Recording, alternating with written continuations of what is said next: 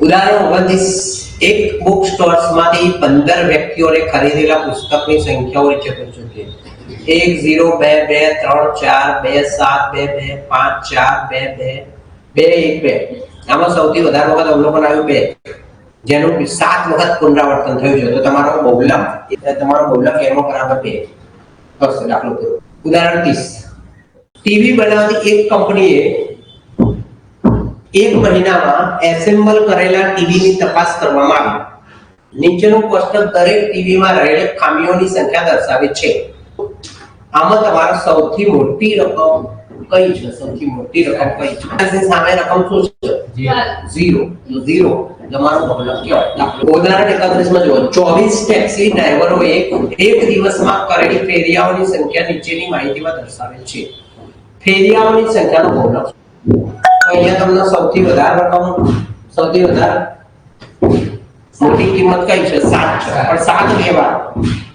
100 માં તમે બહુલક શોધી ના શકો. તો આમાં તમારી પાસે બે બહુલક કહેવાય.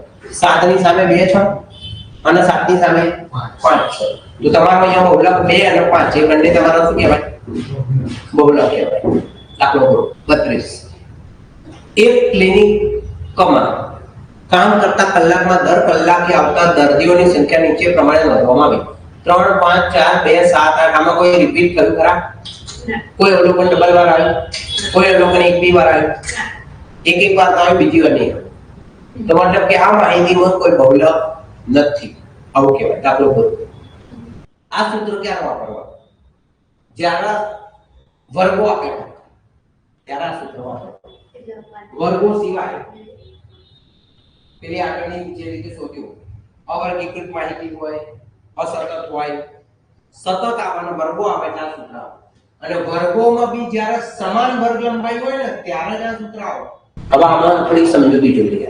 L એટલે બહુલક વર્ગનું અધઃસીમા બિંદુ, Fm એટલે બહુલક વર્ગની આવૃત્તિ, F1 એટલે બહુલક વર્ગના અગાઉના વર્ગની આવૃત્તિ, F2 એટલે બહુલક વર્ગના પછીના વર્ગની આવૃત્તિ, C એટલે બહુલક વર્ગની વર્ગ લંબાઈ એટલે કે વર્ગ લંબાઈ. આમાં બહુલક વર્ગની વર્ગ લંબાઈ ભલે લખ્યું હોય પણ વર્ગ લંબાઈ ઓવરઓલ વર્ગ લંબાઈ આવશે. જો તમારો અસમાન વર્ગ લંબાઈ હોય, અસમાન વર્ગ લંબાઈ, તો આશાદીન સૂત્રનો ઉપયોગ થશે. આશાદીન સૂત્ર આપણે જોઈશું. પહેલા જોઈ લો નિયમિત આવૃત્તિ વક્ર આવો. નિયમિત આવૃત્તિ વક્ર આ રીતે હોય. આનો અનિયમિત કહેવાય. ખબર પડી? નિયમિતમાં શું થાય? એક જ વખત આવે. અનિયમિતમાં ઉપર નીચે એટલે અહીંયા વર્ગ લંબાઈ કેવી છે? જુઓ 10 10 10 10 10 10 વર્ગ લંબાઈ સરખી છે. તો સૂત્ર આવશે MO બરાબર Z, MO બરાબર L plus Fa minus F1 to Fa minus F1 minus F2 ગુણ્યા C. આ સૂત્ર આવશે. ક્લિયર? સૌથી મોટી સંખ્યા કઈ? 48 સામે કઈ રકમ? આ તમારો બહુલક વર્ગ કહેવાય.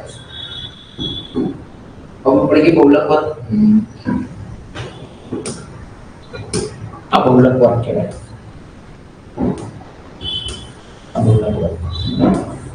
બોલો ખબર પડી બહુલક વર્ગમાં? L કેટલો બોલો? 190. L C 10. Fm આવશે 48, F1 આવશે 33 અને F2 22. કઈ બધી એન્ટ્રી આવી આપણી સૂત્રમાં રકમ મૂકવાની. L 190, Fm 48 માઈનસ 33 ગુણ્યા 10. 2Fm એટલે 2 ગુણ્યા 48 માઈનસ 33 માઈનસ 22. 48 ગુણ્યા 2 એટલે 96, 96 માઈનસ 33 માઈનસ 22 ગુણ્યા 10. 150 આનો ગુણાકાર, આમાંથી બાદબાકી કરશો 41, ભાગાકાર કરશો એટલે 3.6585. ટોટલ કરવાનું 103.6585. ત્રીજો આંકડો 5 5 કરતા વધારે તો આગળનો આંકડો વધારે મળ્યો 103.66 તમારો. આટલા પાવડી વર્ગ લંબાઈ કેટલી છે?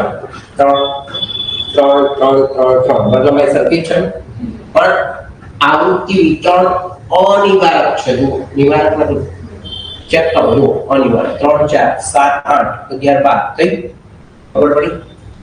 તો આમાં તમારા બહુલક વર્ગ શોધવા માટે પહેલા સૌથી 20 તો આ આવી ગયું 12 અને 15 પણ 12 અને 15 નો વર્ગ ના લે આમાંથી 0.5 બાદ કરવાનો તો અહીંયા બહુલકનું સૂત્ર તમારું બનશે 3 મધ્યસ્થ -2 કૌંસમાં મધ્ય એટલે 3m - 2x શોર્ટમાં કહીએ તો 3m - 2x બરોબર આ આસાથી સૂત્રોનો ઉપયોગ ક્યારે કરવાનો જ્યારે વર્ગ લંબાઈ કેવી હોય અસમાન